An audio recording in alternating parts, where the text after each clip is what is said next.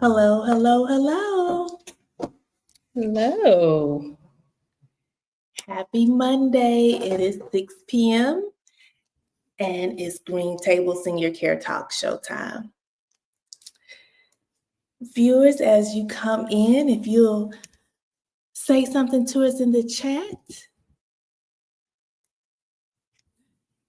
we're going to make sure we're on all of our platforms. As we do that, we'll want to make sure that you are sharing on your platforms. Also, we want you to like this live and comment comment your thoughts throughout the live on this evening. So, two things. Share this on your platform and like the live. We appreciate it. We have a mandate. Listen, this is our give back. We want to be able to raise awareness, to be able to empower caregivers and give information. So the way that we can do it is by you sharing this video, sharing this live, and liking it on your platform. All right. Well, I am trying to see how to.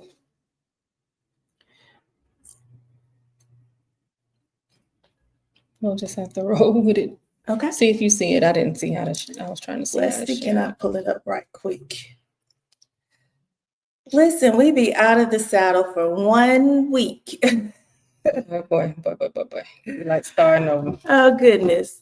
You found it? I got it. I shared it on my platform. I liked it. I have done all the things I have asked our viewers to do. Why am I having so many complications? If you've done that, viewers, put done in the chat for me. Here. Let me put done in the chat. Put done. If you've liked and you shared it on your platform, put done in the chat. I did it. Got it.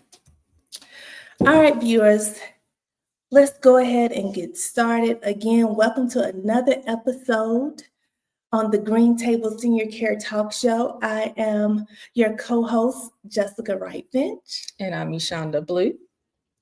And we are here each and every Monday, again, to raise awareness, to share insight, and to empower caregivers. Because listen, we know this is going to touch every single household. And so we want to help you navigate caregiving, senior care, because listen, we talk to individuals all the time, and this is a whole new world. So we want to just share information with you to help you better navigate caregiving and senior care. All right, so listen, we always have new viewers here. And so Eshonda, can you tell our viewers a little bit about who we are? Just a little bit about who we are. We are your senior care experts. We are registered nurses. We are senior care entrepreneurs. We've been doing this since 2007. We actually started because our grandmother, who told us she did not want to go to a nursing home, needed care and to be able to stay home. And so we started our home care business back in 2007. We have made pivots throughout the 18 years. And today, we are your number one choice for adult daycare.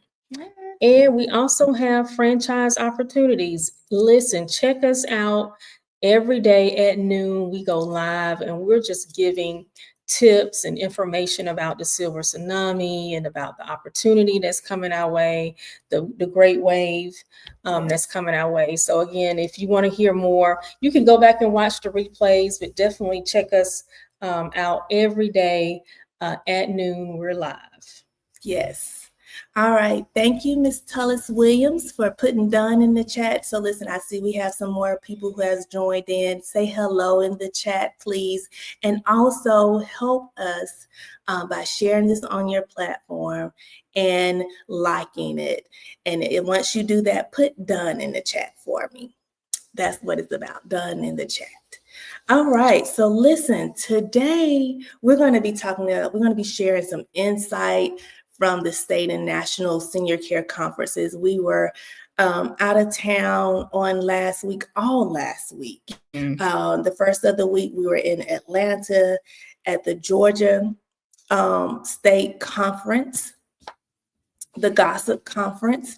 And then on Tuesday, we flew out to Chicago and went to the National NATSA, the National Adult Day Conference. And so we have gained a wealth of information, connections, got some insight from the state and national point of view. And so we just want to share it with our viewers on this evening. Yes, yes. Hello, Miss Betty. Hello, Mel. We miss you. Missed you at the conference. But yeah, let's start with the state conference. So our state association is called the Georgia Association of Community Care Providers. It is where it is for all community providers, whether adult day, home care, personal care home, transportation, you name it. If you do offer some type of care that supports seniors and disabled adults to be able to stay in their home and community, this is the association, our state association. And we meet a few times out of the year. And usually when we come, there are state stakeholders, there are government officials sometimes there giving us updates. And so, you know, of course, everybody wants to know about the effects of the government shutdown and the big, beautiful bill and just how's that affecting us. And so, of course, that was the buzz while we were up there last week. And so, yeah, let's talk about it. And they talked about the preparing for the 2030 shift. We've been talking a lot about that the last 2 weeks. Has it been 2 weeks we've been on it?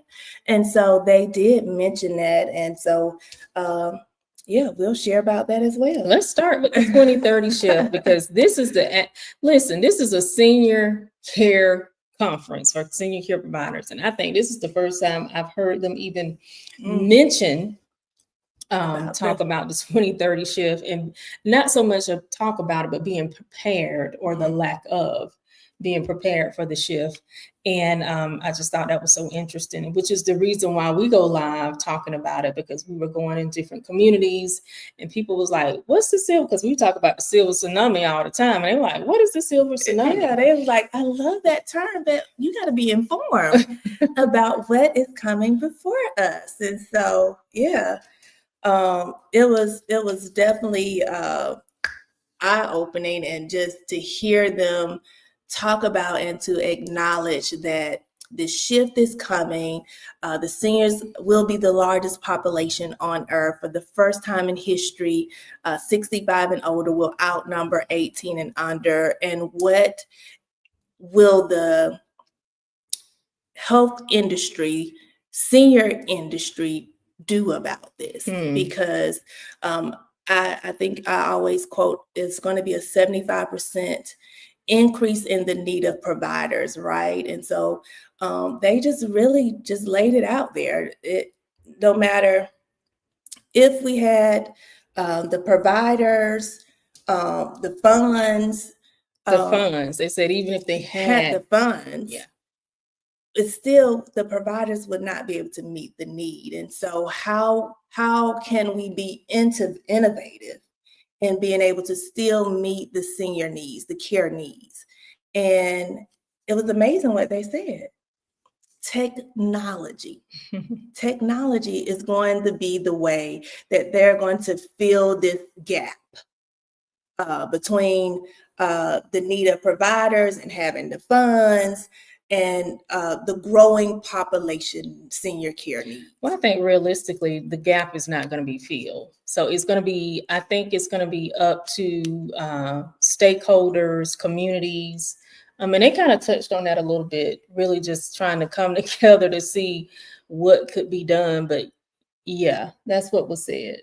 Like, even if it was enough money, they could still not meet this need that's coming our way. And so, yeah. This is serious. And so, we really are trying to sound the alarm, make sure everyone is aware. If you have someone in the baby boomer generation, that means they will be at least 65 years of age and older by 2030, the year 2030. This is going to affect them, and this is going to go on for several years. So yeah, that is. Yeah, I can say I know our local hospitals, and probably all hospitals, do like a community needs assessment every so often and come up with a strategic plan. I am so glad that we were able to be a part of our community here in Sumter County. We were able to be a part of the community needs assessment for Phoebe Sumter, and we definitely had a voice. We had a voice, and we definitely made sure that that it was heard, that about this civil tsunami that's coming, and that we need to have some strategic planning around it, some preparation around it. So I am very encouraged to say that our community is acknowledging it and is in the process of making some plans and things to address it. So I think that was very good. Yes. Yeah. So check.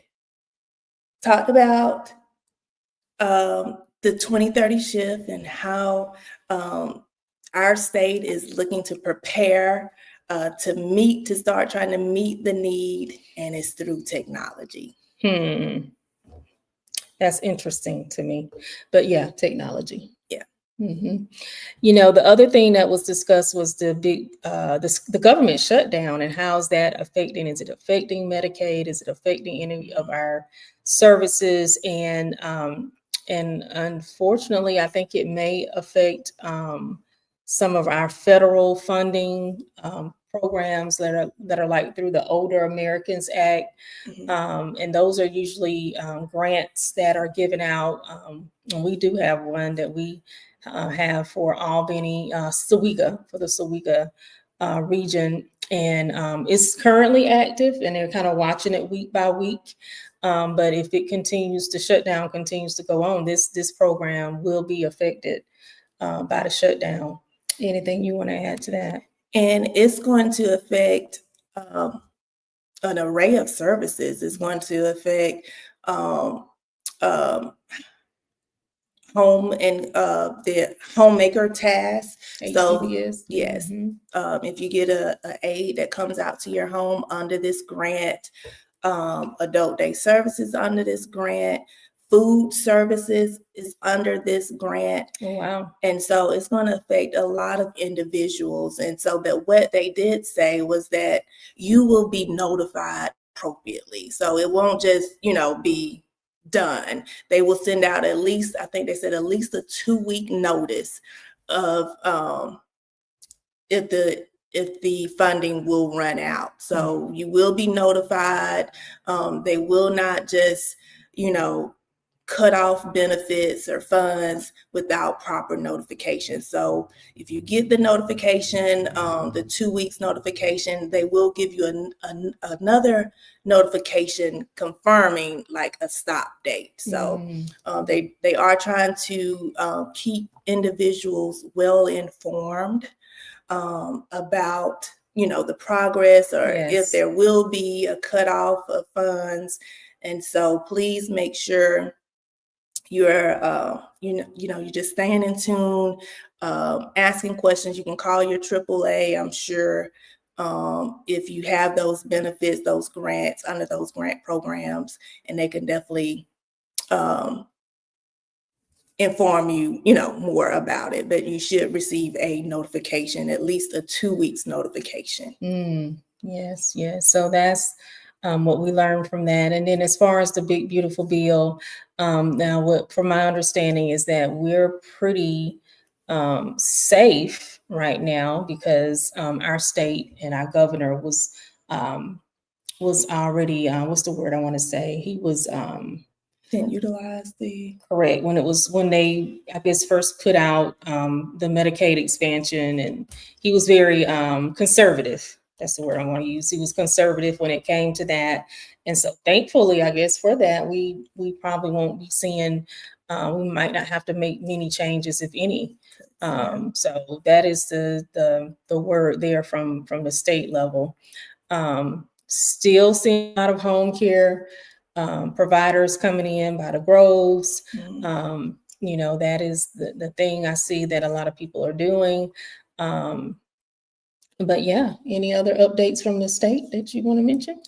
I think those are the major updates and things that would affect viewers, affect services. Just being, again, we just want to bring awareness and keep you informed of what's going on, what's being said, and how to prepare. Yeah. You know, if grants are cut off, and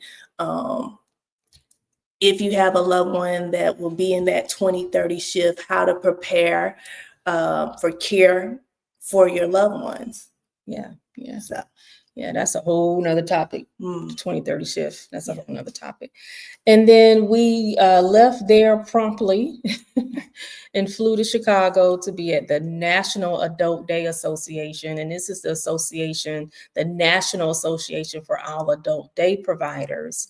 And same thing, government officials, you know, different stakeholders are there. Of course, adult day providers from all over the United States was there. And yeah, what did we learn there?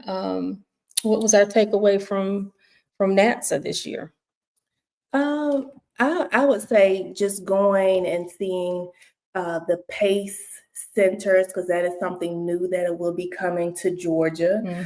The PACE centers and how they operate, and how it will be kind of a one-stop shop for members to get an array of services. Yeah. So that was very eye-opening to see that in progress. Yeah, PACE is coming to Georgia. I think they picked some highly populated areas to start with: Savannah, Augusta, Atlanta. I think maybe Columbus was on the list, and they have some centers who did an RFP, I guess, kind of piloting or getting ready to see if they can do it.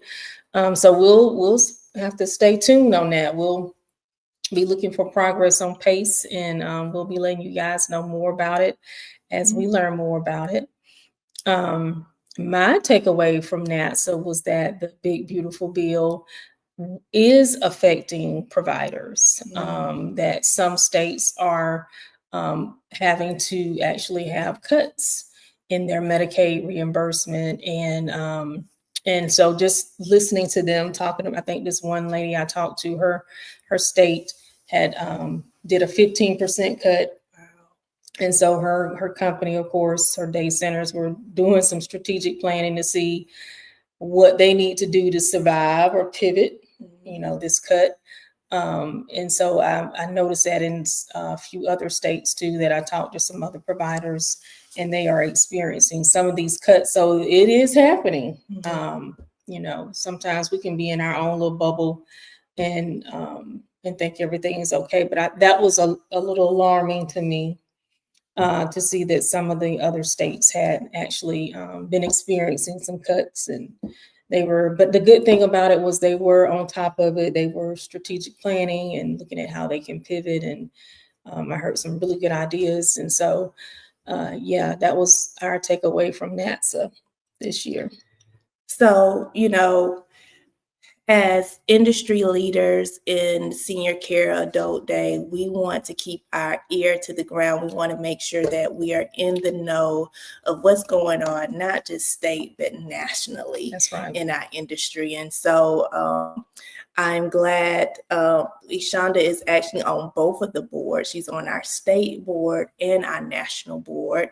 And so we will be staying informed and keeping you abreast of any changes and updates that may affect you as a member of receiving services, as a caregiver, family caregiver, who your loved one may be affected. So we are definitely keeping you informed. And then we have providers, like you said, the Big Beautiful Bill that it may affect us as providers.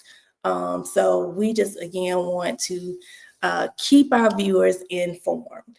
You know, just I want to say there's one more takeaway that we had, and I'm hoping that next week we'll have enough information. We're going to present on this. I don't know if it'll be next week or the week after, but there's a grant for people with dementia. And and we're going to definitely be applying for it. I hope it's something that we'll be able to bring to our community and hopefully be able to talk about. So give us a week or two. I don't know if it's called Guide. Yeah. And that's right. I had forgot about it. Yeah. So we always find different ways that we can service individuals in our communities, bring back information that sometimes don't get to the rural areas. And so we're glad to say that we're on top of it, that we're staying informed, and that the individuals that we serve, we're going to make sure that you're not left out of any grants or any services that can help you in this caregiving. Yeah, so that may be our topic next week. Y'all stay tuned. Yes. I think it's anybody with that diagnosis, family member with that diagnosis, I think apply for it. So anyway, we'll have more information on that coming up soon. All right. Well, thank you, you guys, for tuning in every Monday. We appreciate you all. Again, if you're watching this on replay, put replay in the chat. And if you would, please share and like this on your platform. We would really appreciate it. All right. All right. Thank you all. We'll see you guys next week at the green table. All right. Bye-bye.